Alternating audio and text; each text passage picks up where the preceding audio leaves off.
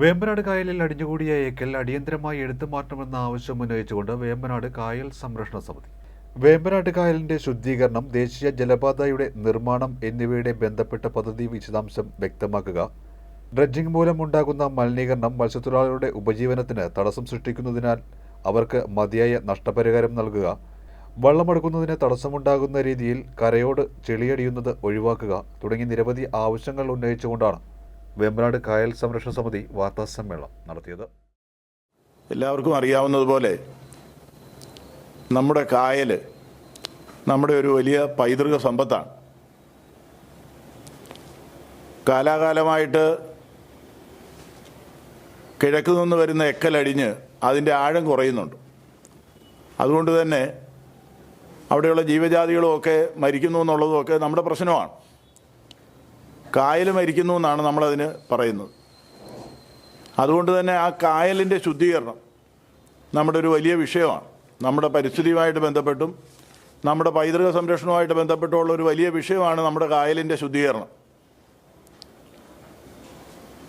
ആ എക്കൽ അവിടെ ഒന്ന് വാരി മാറ്റണം. അവിടെ അടിഞ്ഞുകൂടിയിട്ടുള്ള പ്ലാസ്റ്റിക്കും മറ്റു മാലിന്യങ്ങളും നീക്കം ചെയ്യണം. ഇതൊക്കെ നമ്മുടെ ഒരു വലിയ ആഗ്രഹമാണ്. ഒത്തിരി കാലമായിട്ട് നമ്മൾ അതിനുവേണ്ടി പല ശ്രമങ്ങളും നടത്തി വരുന്നുമുണ്ട്. ഈ അടുത്ത കാലത്ത് വേമ്പനാട്ട് കായലും കുട്ടനാടുമൊക്കെ ശുദ്ധീകരിക്കുന്നു എന്നറിഞ്ഞപ്പോൾ നമുക്ക് വലിയ സന്തോഷം ഉണ്ടായിട്ടുണ്ട്. പക്ഷേ ചില സംശയങ്ങൾ ഉണ്ടാകുന്നതുകൊണ്ട് ഞങ്ങൾക്ക് ചില ജീവിതവുമായിട്ട് ബന്ധപ്പെട്ട ചില പ്രശ്നങ്ങൾ അനുഭവപ്പെടുന്നതുകൊണ്ടുമാണ് ഇപ്പോൾ ഇങ്ങനെ ഒരു പത്രസമ്മേളനം ആവശ്യമായിട്ട് വരുന്നത്. കായലിൻ്റെ ശുദ്ധീകരണത്തിനോ അല്ലെങ്കിൽ അവിടെ നിന്ന് എന്തെങ്കിലും പൊതു ആവശ്യത്തിന് വേണ്ടി മണ്ണെടുക്കുന്നതിനോ ഒന്നും ഞങ്ങളെതിരല്ല. ഞങ്ങൾ പരിസ്ഥിതി മൗലികവാദികളൊന്നുമല്ല, നിയമജ്ഞരോ അല്ലെന്നുണ്ടെങ്കിൽ രാഷ്ട്രീയ ലക്ഷ്യത്തോടുകൂടി പ്രവർത്തിക്കുന്നവരോ അല്ല. ഓരോരുത്തർക്കും ഓരോ രാഷ്ട്രീയമുള്ളവരാണ്. പക്ഷേ അതൊന്നും ഇക്കാര്യത്തിൽ വേമ്പനാട്ട് കായലിൻ്റെ ശുദ്ധീകരണവുമായിട്ട് ബന്ധപ്പെട്ട് ഇവിടെ അതൊന്നും പ്രസക്തമല്ല. സർക്കാർ ആവശ്യത്തിന് മണ്ണെടുക്കേണ്ടതായിട്ട് വരുന്നുണ്ട്.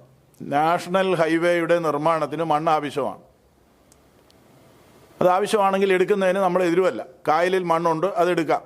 പക്ഷേ അതെവിടെ നിന്ന് എടുക്കണം എന്നുള്ളതാണ് വിഷയം. എങ്ങനെ എടുക്കണം, അതിനൊക്കെ ഒരു പ്രത്യേക നിബന്ധനകളുണ്ടാകും.